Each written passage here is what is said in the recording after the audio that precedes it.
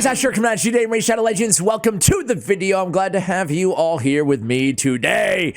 Send some love, some positive vibes your way, especially if you need it out there.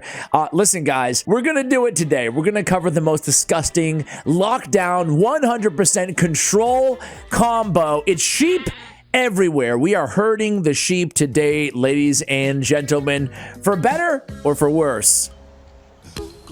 Be happy. So that's right, the combo that is actually making people rage quit inside the arena. It is Wukong and Armanz the Magnificent. We're covering it today. I have two different teams that I use in two different situations revolving around these two champions. Now, the cool thing about this combo is we can really use it in so many different ways. We can build Armanz for a little bit of damage, super fast. We can build them slow and stone skin. Same thing with some Wukong. We can build the Sun Wukong or the Nuke Wukong. The choice is really ours, and we can get really extra toxic and pair these two with a champion like, I don't know, Tormund, the Cold, against teams that we think might beat us in a speed race, because he will freeze them when Arbiter or whomever tries to turn meter boost them. So absolute, just you can't do anything. The most frustrating type of team to play against in the arena. And I have to ask you guys, do you think this is a good thing for the game? The answer is hell no. I don't know how I feel about it, guys. It does feel pretty disgusting when it happens to you, and I get why people are just like absolutely rage quitting the game. I don't mean as a whole, hopefully, but I mean like turning it off for the day. You know, like, okay, I've had enough of this baloney. Thank you very much, Plarium. Well, guess I'll give up forever. That's the spirit. So it's one of those moves that, frankly, when you do it, it feels great. When it's being done to you, it feels lousy. It all revolves, obviously, around, for my next trick, 4 words that nobody ever wants to see. For my next trick, I will shut off my device. Places a sheep buff on an enemy that cannot be blocked, then 100% chance of removing all buffs from enemies while we're at it. Fills the champion's turn meter by 5% for each buff removed. One of the strongest moves inside the arena, inside the game. And then he has the 3-turn stun, or the 2.5-turn stun, or even less because he's stealing all their turn meter. Definitely one of the top champions in the game in Armanz the Magnificent. There's really no doubt about it. But speaking of top champions in the game, obviously Sun Wu is still there. He's got the annoying never dies passive, unbeatable Wukong, which is awesome. You don't even have to have a reviver on the team, provided you have like a UDK or someone tanky enough to just give him time to keep coming back to life and wreaking havoc on the enemy. He has Staff of Wonder, which can be a nuking ability with a surplus damage, ignore 50% defense. I like personally using him as a nuker, and that's how we're going to use him today, right? And then he has the buff steal on the AoE on the A3. Notably hits way less hard than the A2. We're really relying on that A2 for the nuke. And then, hey, he also has a stun on the A1. Wait a minute. Did I even mention the sheep? There we go. If the initial target survives, place a sheep on them and it cannot be blocked. So now we got double sheep. Moreover, we threw them in polymorph. Why not? Quadruple sheep on this team, and we're gonna explore why these two are the most annoying tandem in all of Raid. So I'm here in Platinum Arena. I have not looked at all of the teams except for this easy team right here, but I'm gonna show you how I would approach this using a team around these two champions, depending on who we're attacking, who we're going against. Let's start out against, you know, the toughest or the highest power team here on this row of 10, and it's a speed team. So we're going to use Armanz in the lead. We're going to use Tormund. We're going to use Sun Wu, and we're going to use UDK. Now, we don't have to use UDK. The UDK spot on this team is going to be totally up to the user, right? It's a flex spot.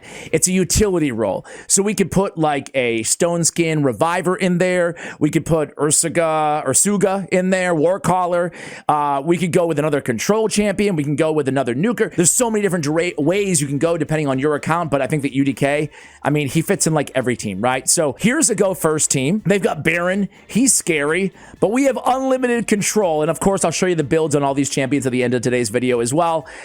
Here we go. They turn meter boost, so they don't even get to. Arbiter's frozen. They lose their go first advantage. We come in here, we stun everybody. It's game over, except for Ramen 2, but it doesn't matter because we can just go ahead and turn him into a sheep instead with the back-to-back turns. This is ridiculous. I mean, you guys can already see how ridiculous this team is. It doesn't matter what the heck we're going against. Sun Wukong, he goes in there and just finishes the job, right?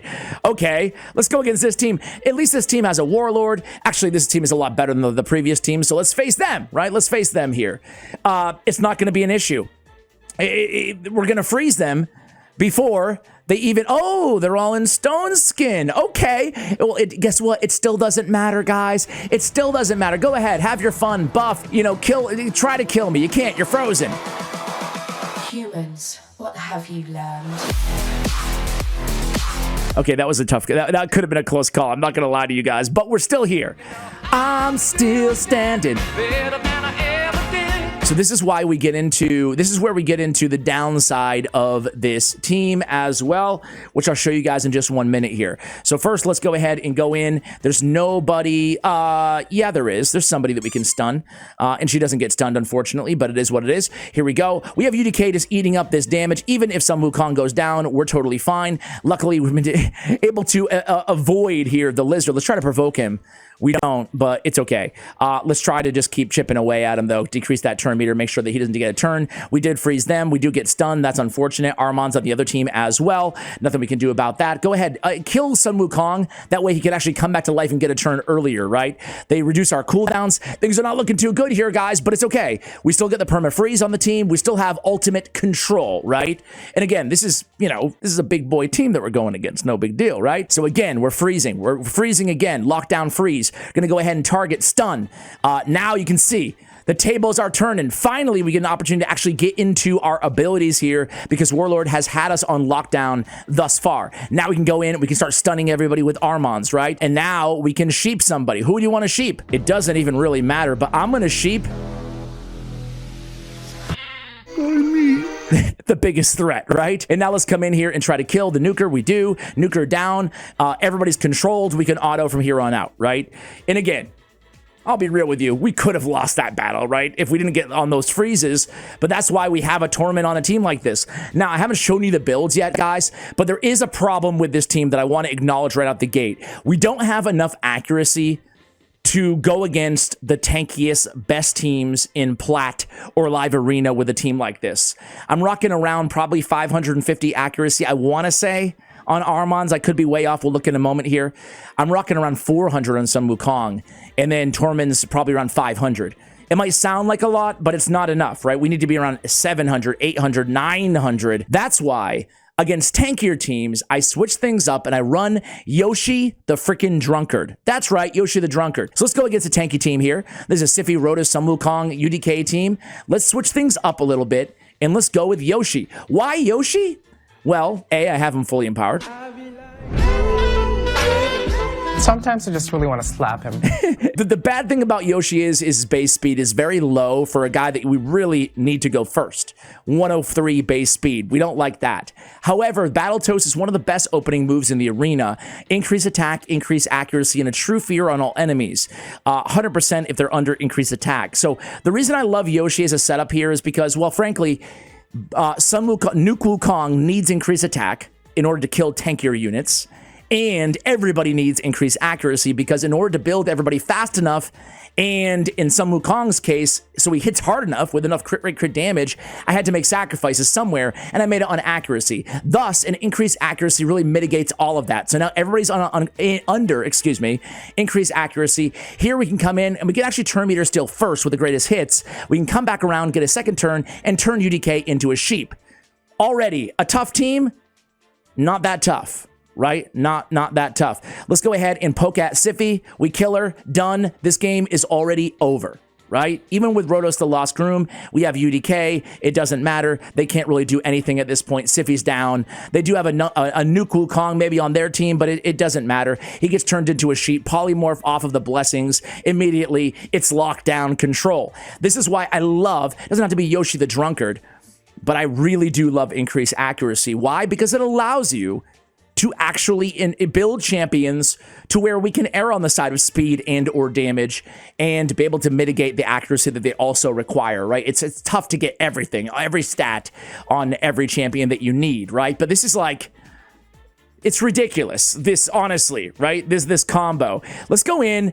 This one we might lose. Obviously, Marichka is great. Lady Mikage is great. But Hefrak and Stoneskin, which I'm sure he has, it's 2 strong AoE attacks, and we don't have a reviver. So in this case, if I was going to make 3 teams, which I would advise you guys, I mean, if you're not using your save team resets and you're trying to have some fun with some new teams, blah, blah, blah, I would advise taking the same core of a team and making like 3, even 4 maybe, at least 2 versions of said team, depending on the team that you're going against, right? So against a team like this, I might want to go with, okay, well, Tormund's not going to be incredibly useful here, so we're not going to go with the Tormund team. Sure, Yoshi's going to be great. I'm going to need the increased accuracy, but what I really need against this Hefrak is something to CC, something to do something with him, right? Something to do something to recover from it with a revival, right? Ideally. So what we would want here is a reviver in Stoneskin. That's what we would want to go against a team like this. I'm trying to think, I should have one ready, but let's just go with this team. I'm trying to think of who do I have my Duchess and Stoneskin right now? I think I do. So we'll try, if we lose this, we'll try Duchess, right? So we go in, increase accuracy, blah, blah, blah. We go in, we stun everybody except for Hefrak. Hefrak's going to hit us very hard, but guess what? We're going to hit him with the sheep. Now we're going to hit the other dude, the other nuker, Staltus Dragonbane with a sheep. And dude, I talked all this big game about, oh, this team might beat us. But really, I mean, I'm going to deal with the stupid block damage here. But really, so far, so good. Able to double sheep them, right? Let's come in. Let's go. Oh, I should have A1 on Mikage there. My bad. But we're already back to an AoE stun because Armanz is just absolutely broken and disgusting. Hey, guess what? Let's go ahead and sheep him again, just in case we kill somebody so he doesn't auto into us. Let's go ahead and AoE with the A3 of some Wukong, and it's already over. Who am I kidding? How could this team lose, right? How could this team lose? And the nice thing is, too, is I don't build my UDK with a ton of accuracy, but UDK is very good. I'm going to tell you guys, he's extremely good with a lot of accuracy, right? So definitely worth investing in increased accuracy on him as well. I think he probably has like 250 accuracy or something. Man, this is busted, guys. We're just going down the line here. Hey, it's a fast team. Let's switch back to the Tormund. We're going against Tormund as well. I think we'll be fine. Something tells me we'll be fine. It's really the nastiest combo in Raid right now. All of this CC. Go ahead, turn meter boost so we can freeze Trunda. Fantastic. It's okay, take 20 turns. I don't care. We're going to win no matter what. We're going to win no matter what here, man. Lockdown control. You can see how frustrating this is to go against. Everybody's stunned. And keep in mind, even on the Yoshi team, he has True Fear as well. So we're looking at True Fear. We're looking at Sheep. We're looking at stuns. We're looking at just lockdown control fears on UDK.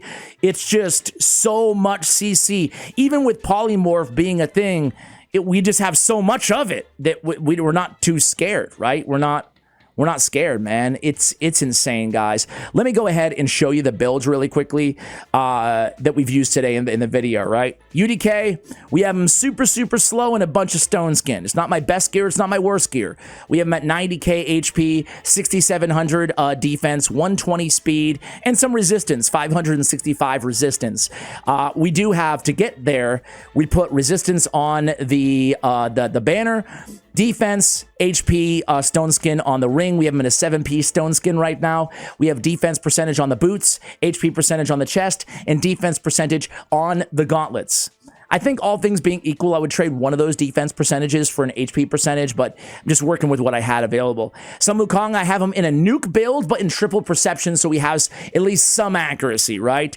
Now, as I warned you guys, I only have 383 accuracy. That's not going to be enough for the arena, certainly where we are in the arena, but I do have 6,800 on the attack. I love trying to build Sun Wukong fast. Is like substats, I'll still look for speed, but I like putting him in attack percentage on the boots. Why? Because Sun Wukong is coming back to life when he's dead with a full turn meter. So speed in a lot of situations with some Wukong isn't as important as it's going to be on other nukers. Sure, we still want him to be like relative. He's still at 225 speed here, but you can get by with the attack percentage on the boots with some Wukong because he's coming back to life. We haven't even glyphed all this out, but we have attack percentage on the chest. We have crit damage on the gauntlets on Sun Wukong, and we have an arena nuker build for the masteries. UDK on the masteries really quickly. We have unshakable extra resistance. Tormund. We have Tormund built as a nuker. So we went down, we picked up Helm Smasher. I think that Tormund can pack a punch, plus we're going to build him with a lot of defense anyway. So 5,500, 63, 100, 230, kind of slow, 189, but doesn't matter. 439, we mostly want him for the control on the passive, and then when it's his time to shine, he comes in there and he does some damage, he provokes, blah, blah, blah, right? Remove some buffs on the A2. He's got polymorph as well. Armanz the Magnificent. We have him as the fastest champion that we use today outside of Yoshi, 330 speed, 633 on the accuracy. We haven't built him for damage, basically just focusing on speed and accuracy in a nutshell on him. We have what? Accuracy, excuse me, on the chest. We have speed on the boots. We have defense percentage on the gauntlets. We have Eagle Eye Mastery, went for an arena build here on Armanz the Magnificent. Deterrence, Retribution, Master Hexer, etc. We have Yoshi the Drunkard, last but not least. Masteries went down and picked up accuracy because we want him to land his fear on everybody. Is that fear or true fear? I forgot. A true fear. Absolutely great. Fantastic. We want him to land that true fear, so we want a lot of accuracy on him and speed. Speed and accuracy are going to be my stat priorities on Yoshi the Drunkard. I just wanted to make sure he's faster than Armanz the Magnificent. That way he can give the increased accuracy to him and everybody to land the stuns on the A2, as we saw in this video. So we have some nice survivability on him. We have defense percentage, HP percentage on the chest, in the gauntlets, excuse me, 334 on the speed, 496 on the accuracy. There it is, guys. These are some absolutely insanely annoying combinations, and I hope you've enjoyed them as much as I have. Thanks for watching, and as always, take care, guys.